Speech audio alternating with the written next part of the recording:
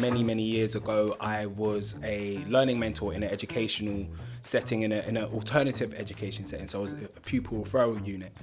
And to be honest, there was definitely times where students walked through the doors and they had better maths than me, to be honest, even though I was staff. But what became very clear is that their ability to navigate relationships with their peers and professionals in their life is where they struggled. And when I think about my academic journey, I was one of those students who I wasn't the sharpest tool in the box, but I had a natural knack for building and establishing relationships with my friends and with staff around me. We rounded up a program in a school in Reading, and one of the year 11 students basically said something to the liking of, it's helped me to not see my learning as this mundane task that I have to do, but something that shapes my future. And for us, I think that's a big part of what we want to offer students. Hi, I'm Caron and welcome to the Challenger CEO.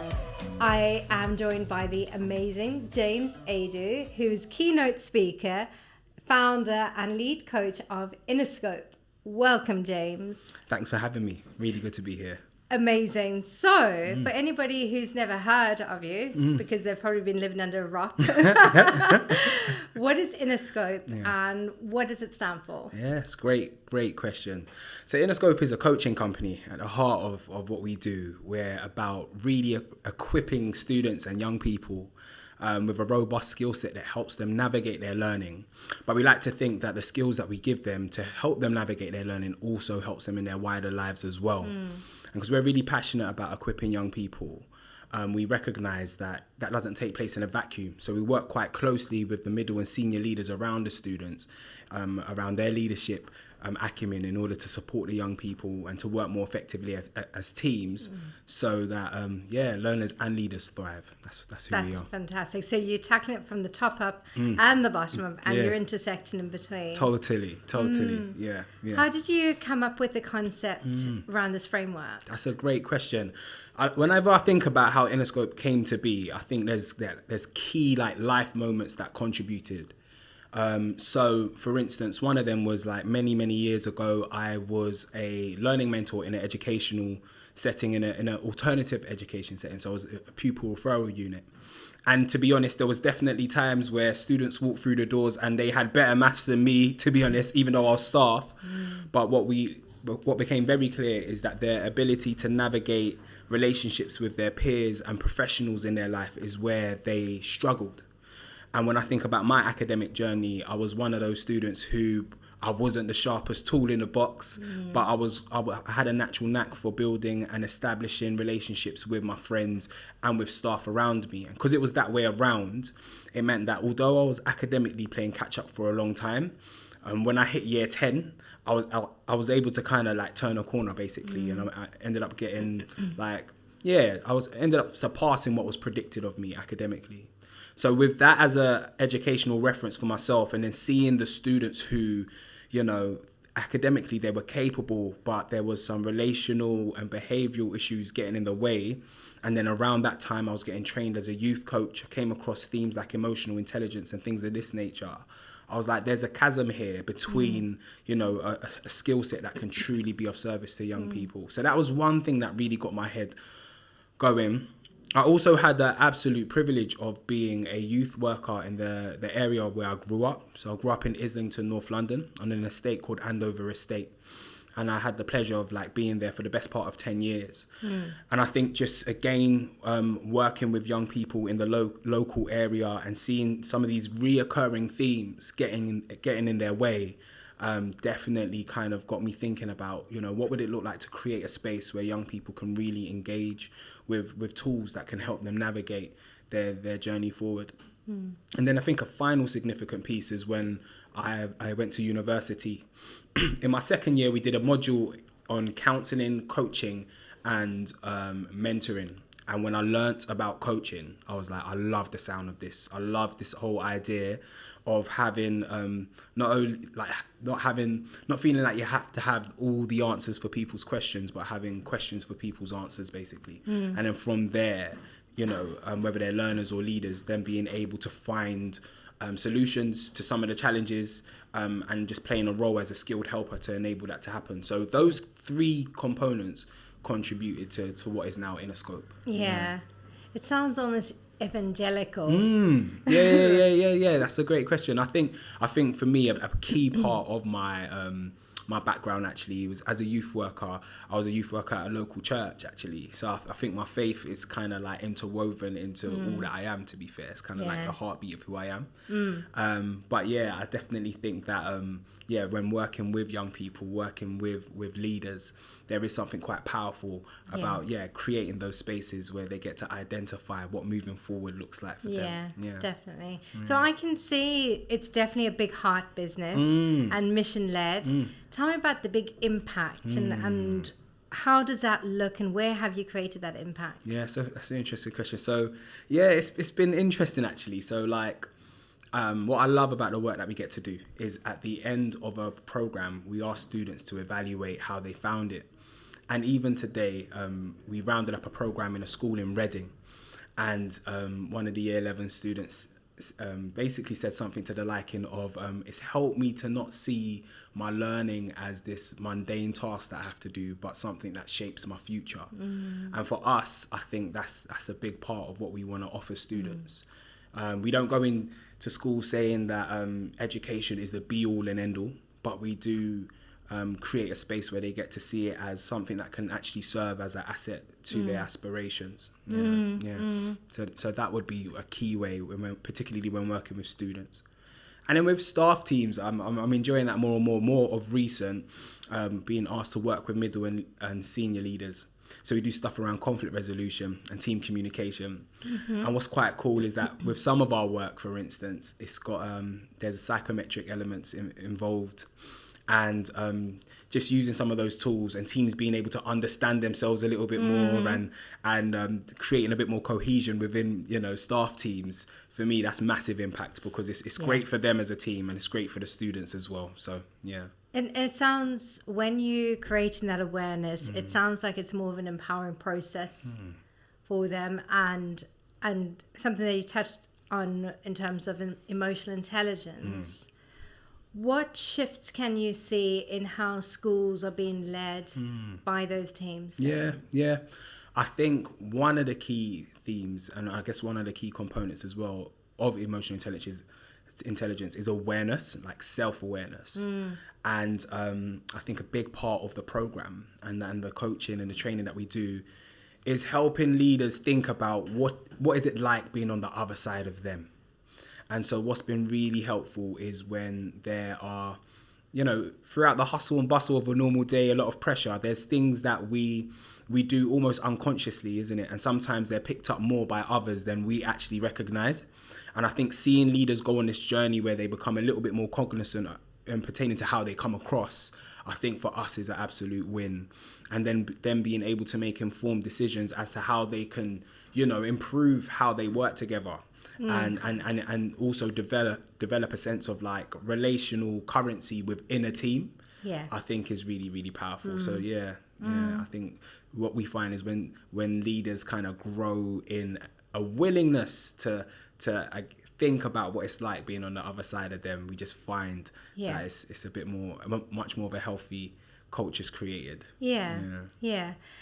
One thing that I noticed is living in London and this big melting pot, and I think probably it's a UK observation as well, is when people come from minority communities within the UK, role models are very much celebritized rather than being in the heart of the community. So how do you challenge that to democratize role models?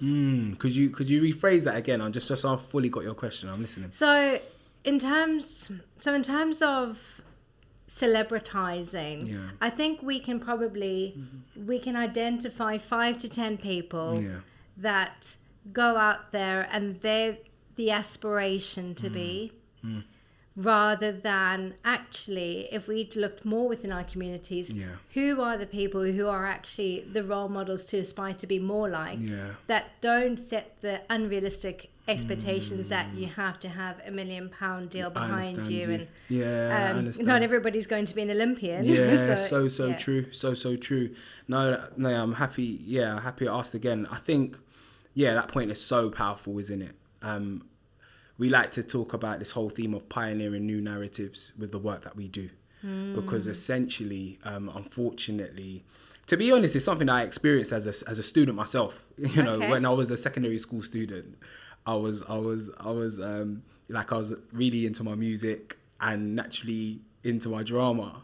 So I picked music and drama for my GCSEs. And then I realized that everyone that picked music and drama was black, basically. And just for the sake of it, I just said, you know what? I ain't picking drama. I'm going to pick history. I probably should have stuck with drama. I would have passed, because I didn't pass history, to be fair. But I look back at that decision, and there's something about it that I still actually acknowledge and appreciate, because I guess at that age I was saying, no, but surely there must be other pathways for people that look like me. I might not have been the most qualified to walk that one, particularly history, GCSE, but this whole idea of creating different stories and different narratives, particularly that to which, is an expression of success, I think is super important, actually. And it's something that, we're wanting to encourage more and more at Innerscope, to be fair. I've got some good friends that are doing some exciting stuff. And from time to time, I don't think we've hit the nail on the head just yet, but just inviting them to be voices and examples to some of the young people that we work with. It's something that we definitely want to do more of. Yeah. So collaboration's important. Totally. I think ensuring that, young people get to see a variety of what success looks like can be very liberating, actually, and very, I guess, countercultural, particularly when there's predominant ideas and paradigms that are presented to young people. I think it's very important. Yeah, I get that. And I get the whole, something I'm really passionate about is democratizing ambition and normalizing ambition and creating future generational wealth and just breaking that chain and breaking that cycle. I think there was something that you touched on there about that very conscious act that you made about choosing history because everybody else was choosing drama. And perhaps that was a pivotal seed for you in terms of, well, this is how history has been written in the past. Am I going to be that person that's going to rewrite history in the future? I like that. Yeah, exactly. And again, I definitely, I remember that particular season, and with the work that we do, particularly with students, I'm always there's always that demand to think about what school was like, and I think there is that sense in which there's an inner knowing that obviously there's clearly got to be more opportunities, pathways than what's commonly presented. And I guess for me at that age, I wasn't satisfied with the status quo, you know. When you go into the schools and you work with the leadership teams, what are the common challenges that you're faced with as a theme and a trend that you've turned into an opportunity to actually embrace and transform them? Good question. Common challenges will be here for a very long time, but I think key ones that come to mind is the reality of conflict, isn't it? Wherever there's a person, there's going to be conflict, you know. Wherever there's, should I have tea? Should I have coffee? I don't know what to do, you know. And wherever there's so if you've got more than one person, the interpersonal conflict is likely to take place. And so what I find is that although I might go into work with a group and maybe they want to talk about things like high performance and want to talk about a variety of other key themes, this usually at some point there's a James, it'd be great to have a word. Actually, there's a lot of so it can almost be taboo. But what's really interesting is the way how we work with teams. We let teams know straight up that actually conflict is inevitable. It's going to happen, and actually the way in which we perceive conflict has an impact in how we engage with conflict. But it's going to happen. Yeah. And it can be very constructive. But I think conflict's a key one that comes up. And then, I guess themes around differences of approaches. You got some people that are more task oriented, some are more team oriented. You got some who are more like, when they make decisions, they want to be really like logical and objective, while some are really committed to maintaining a sense of relational warmth within a team. So all of these things can contribute to conflict and just, a sense of friction sometimes within teams. So these are like common themes. They're common themes. Yeah. So as an observation then, what would you say needs to change in the national curriculum, and where do you see yourself being that instigator? That's a good question. I definitely think there has to be a shift around what used to be called historically like soft skills, because the truth of the matter is these soft skills sometimes can be hard to come by, in particular in some industries. So I think equipping students with an ability to manage and regulate or even identify what's going on for them emotionally, I think is super important. And then leadership, essentially, I think we like to say that we help learners see themselves as leaders, and we help leaders remind themselves to be, learners, actually. And I think leadership for students is really important, because we've just found, for instance, I remember we were working with a school in South London, coaching 2 students, and there's a particular part in our program where we do that. We encourage them to start seeing themselves as leaders, and we're working with a group of like year 8 students. And during that session, during that particular little spiel, there was a student that was listening and was quite laid back, quite chilled. And then as we continued, he just changed his posture and started to take a little bit more of and it was just interesting to see that when they were called up to something new, they rose to it. And I wonder what implications that will have if that sort of approach was extrapolated nationally. Absolutely. But I think themes like leadership, emotional intelligence, I think if these were seen as equally valuable to the academic aspects of the curriculum, it means that we're contributing to more of a holistic mode of doing things. Yeah, getting young people ready to actually integrate into society once they leave. I think so. I mean, I'm from South Africa originally, and we have 12 years in our primary and secondary school education, but we're 18 years old when we finish. Right. And it's interesting because my daughter's only just started her school career, and at 4 or 5 years old they're starting, and then leaving at the age of 16, 17, you kind of have to know what to do. So what do you think would help a person at that age? Do you think they're ready to be an adult? That's a good point. At what particular age would you say? 18 or 16? Well, 16, 17, that's the reality that we're living in. Yeah. So I mean, for me personally, I have my own, but I would love to hear what you think. But are they adult ready, and what more needs to happen to equip them to be ready to just fully integrate into society? It's a great question. I wouldn't say they're ready at 17, 16. Still, in my view, still what we would call young people. But they are people. And they are at a point where there's massive opportunities for them to start creating momentum for when they are young adults and adults. And I would say service, volunteering is powerful.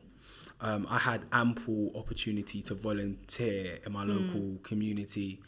We had like organisations like Arsenal in the community, because my estate was literally around the corner from both, not too far from Highbury, but even closer to the Emirates. So it meant that Arsenal in the community, there was like a coaching initiative where football coaches will come onto the estate and do sessions. And so there was opportunities to volunteer like that.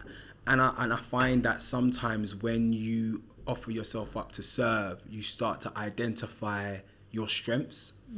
So I think for young people, that would be one of the ways in which I would encourage them in terms of kind of working out where their strengths lie, where some of their interests may be. Yeah.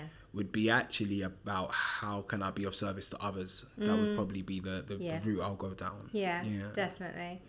And do you think that there's a shift with the current generation and Generation Alpha coming up as well to enter into more of an age of entrepreneurs?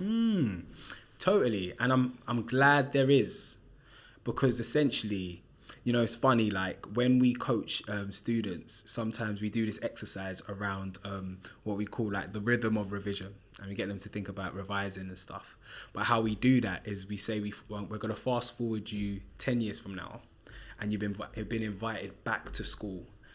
You're a successful, you know, business person, where your interests lie, you're smashing it. School's invited you back to give advice to students.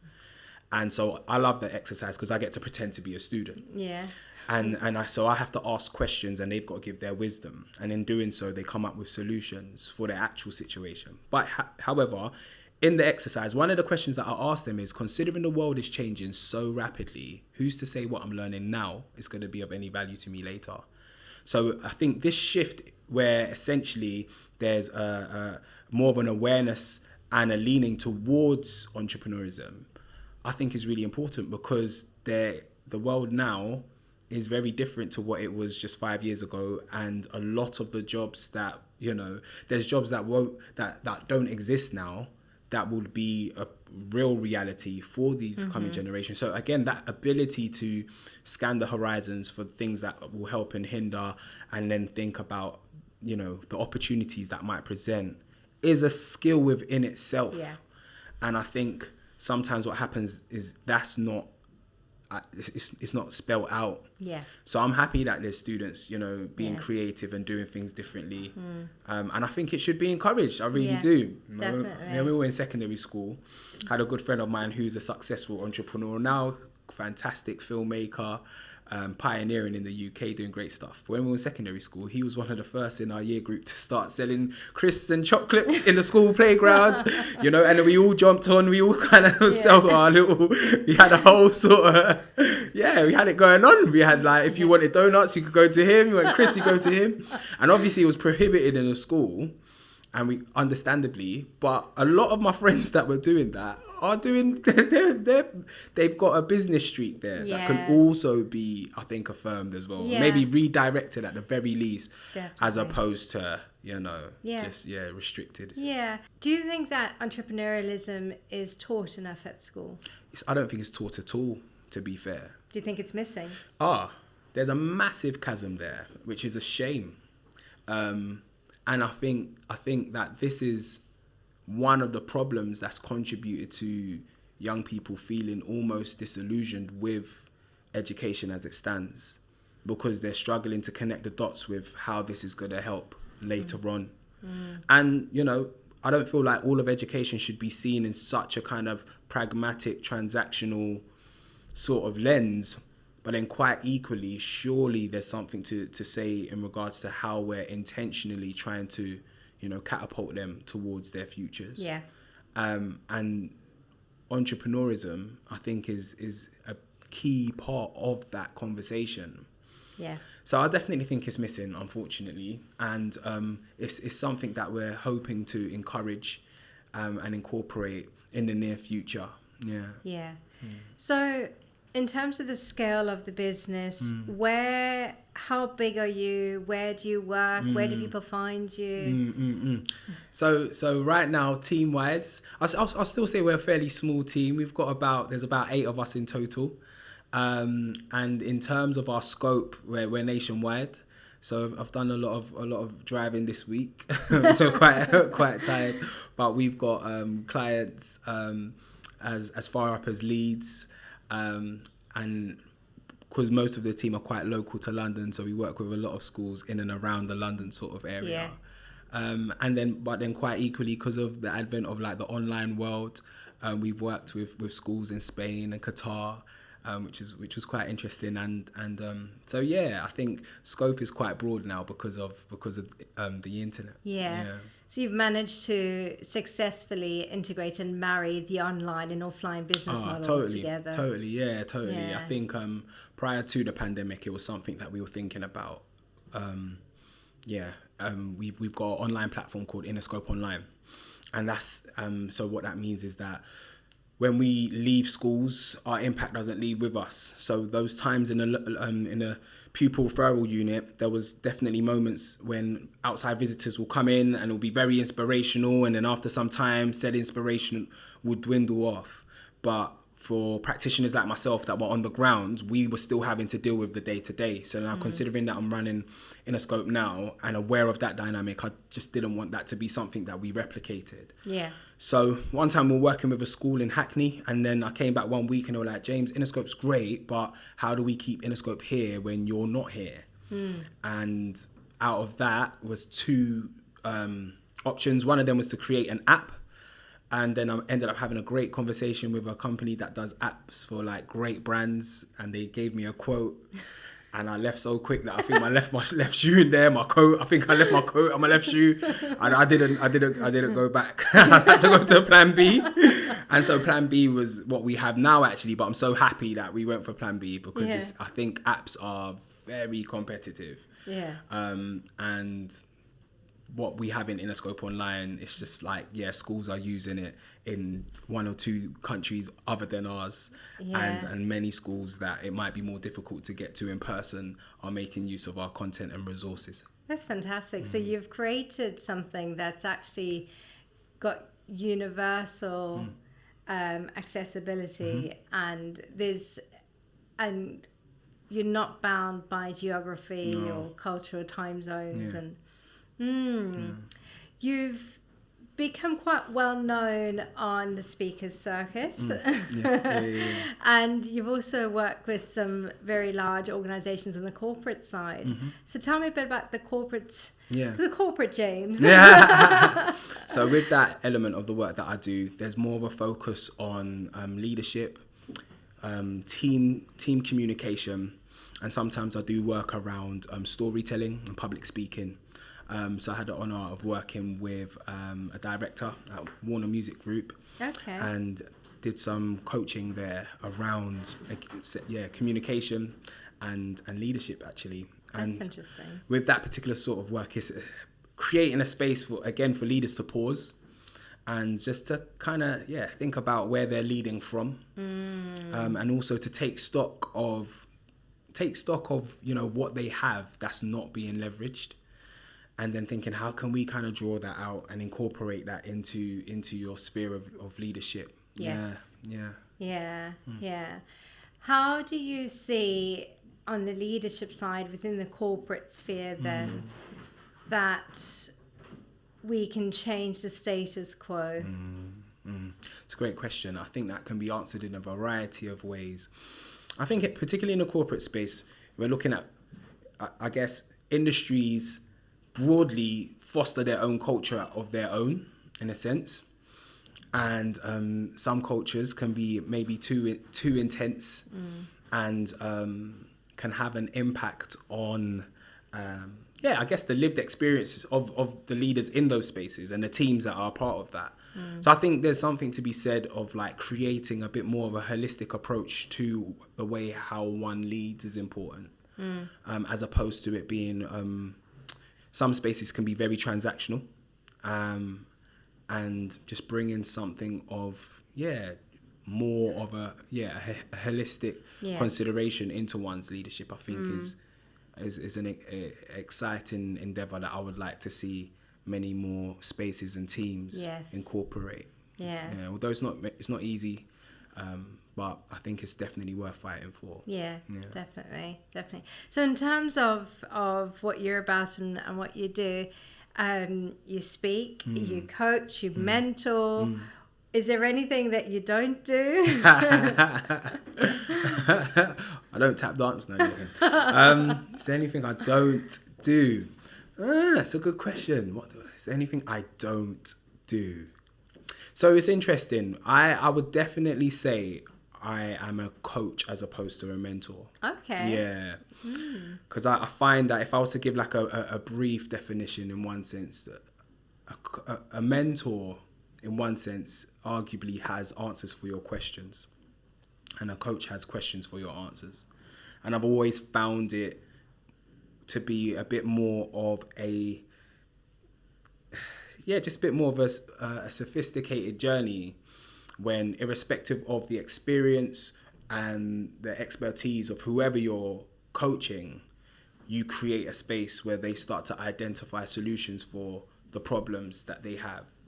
I like that sort of disposition of being invited to serve as a guide on the side. So I like to say I do more coaching than mentoring. But with that being said, there's definitely times within coaching that a bit of mentoring does get in there. I think if I was to be, I think most coaches would admit that. I think it's to the what degree, basically. Yeah. It's interesting because I have had so many conversations with people around labels, around what they do. Right. And to this day, I'm still trying to find the common answer between what's the difference between a coach, trainer, and mentor. That's a good question. Yeah. So I would round up, but if I was to summarize it as succinctly as I can, I would say mentoring, essentially a mentor puts in knowledge, and oftentimes the knowledge that they put in is from their own experience, whereas a coach is to tease out knowledge, and oftentimes the knowledge that they tease out is from the experience of the coachee. And a trainer essentially is like a teacher, you could say. Yeah. Often who delivers in a context of a group. Yeah. What does 2023 look like for you? It's a good question. They're all good questions. 2023. Yeah. I think something that I'm like massively excited about is just seeing more and more students have a robust skill set that helps them navigate their learning. But for us, we take pride in giving them tools that they can use beyond their learning. So sometimes at the end of a program, like for instance, there's this very interesting conversation continually around the theme of resilience. And we just simply say resilience is the ability to bounce back. We know it's more sophisticated than that, but that's the simple definition that we give. And we've had students say things like, and at Innerscope, we have an approach called the 3 R's of resilience, for instance.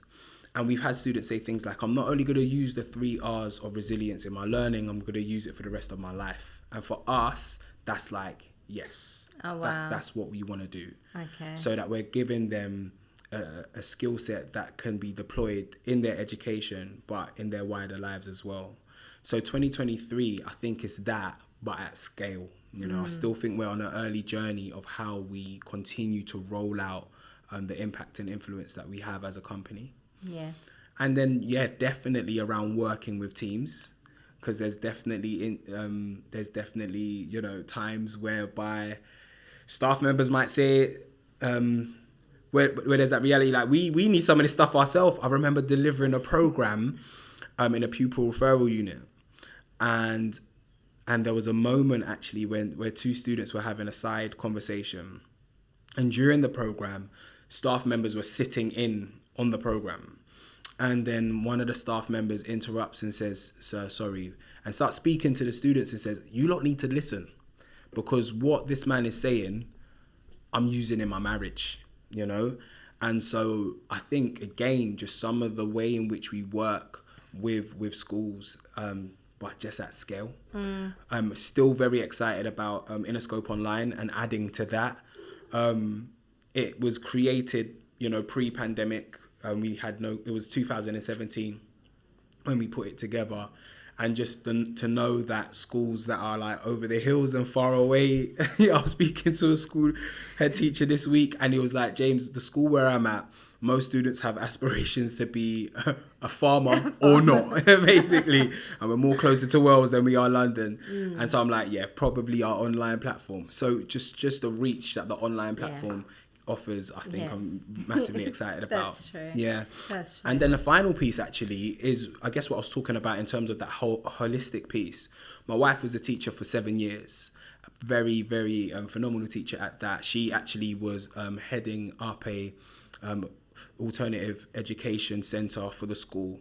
And I remember sometimes dropping her off, and students that weren't going to school, for instance, or were known to have poor attendance, were getting to school before her, basically. So she had this way of kind of creating a space where students wanted to be. And over her time and over her experience, just such a passion for work-life well-being. And again, that holistic approach for teachers. I'm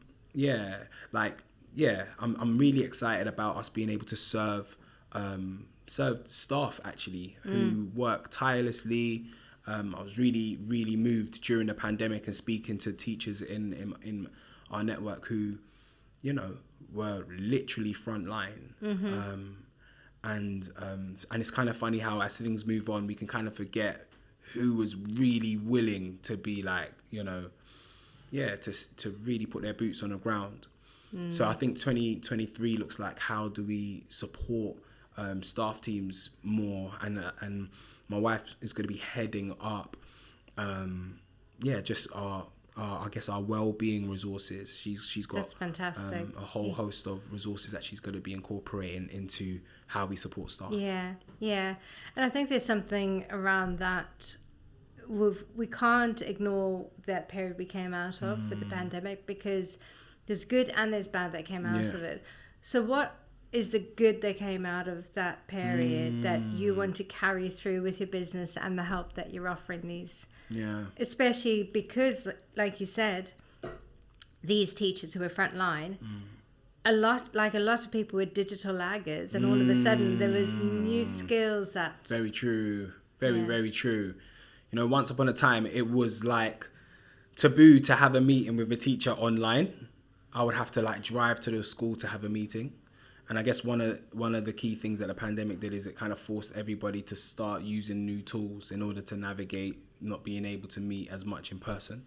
And so themes like this, things like resources and access and how that can all be digitized, I think is an amazing thing that can carry through. So really excited about that.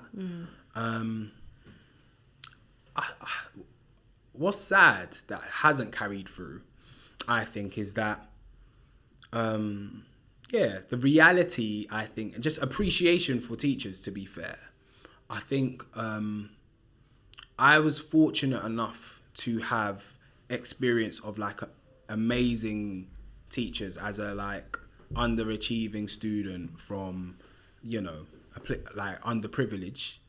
But I had amazing teachers, and being married to, someone who was a teacher for 7 years, there's a labor of love that often gets overlooked.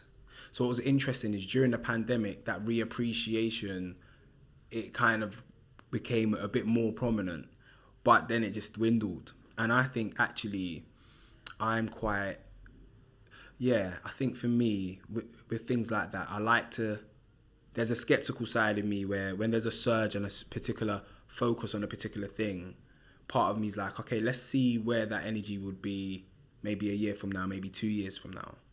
And I think actually in terms of what that carrying through piece looks like is me asking myself that same question, as in, we're not as alarmed about the pandemic as we once were. So what's Innerscope's stance going to be on continuing to champion how, there's some amazing teachers out there doing amazing things. So that's definitely something that we're continuing to think about. And, I like that. Oh, we'll have to keep an eye out for that. Yeah. So I have a final question for you. Because you've got a team of 8 now, what would your team say about your leadership style? Great question. What kind of leader are you in your own business? It's a really good question. What would they say about me? To be fair, every term I do ask, to be fair. And things that come back are things around being supportive, being warm, being charismatic. That comes up. But then there's also stuff about being a little bit lastminute.com. And sometimes my communication, actually, in terms of how consistently I communicate, it can go through peaks and troughs as well. So those are the downsides. But I think often it's symptomatic of, someone that's like, really passionate, probably wants to execute on all of his dreams this time yesterday, and kind of lives between the now and the not yet. That's an exciting place to be. So what's your superpower then? What's my superpower? Wow, that's a great question. What's my superpower? I feel like there's a lot of strengths that I bring to the table. My super duper one. Are you asking for the chief one or a few or? Well, if there was one thing you had to wear that cape, who would you be? My superpower. I think one of my superpowers is how much I get inspired by possibility, and how sometimes it almost feels like it's already done because I can see it. And then sometimes I get frustrated in the doing. But I think one of them is, again, not getting too stuck in the now and being excited by the not yet. And it's got its downsides to that approach. But I definitely think that when I look at Innerscope, something that started like one day a week, and when I told some friends and family, they were like, what's the point? It's one day a week, to something that now, serves students and staff teams nationwide. I think that's part of that dreamer notion, I think. And that needs to be celebrated. Yeah. I think so. I think all of our strengths need to be, actually. Yes. Yeah, I think that's a key part of teams that thrive. Yeah. Is there anything that we haven't touched on that's burning on your chest, that if you walked out here today, you'd be like, damn, I wish I said that? That's burning on my chest. That's a great question. Really good. I like these questions, I shouldn't be shocked, but is there anything that's burning on my chest? I feel like there's so many directions where we could go, but I think... Well, maybe this could just be the part one. Yeah, maybe this is part one. Maybe I leave that. Leave any other themes for another time. Yeah. Fab. So, I mean, I know where to find you, but where can everybody else find you? Cool. So Innerscope, www.innerscope.co.uk is our website. And then I'm quite active on LinkedIn. I kind of live there. So if you just put in James Aidoo, AIDOO, LinkedIn, you'll find me. I'm also keynote speaker under Inspirational Speakers as well. So if you go to Inspirational Speakers website, you'll find me there.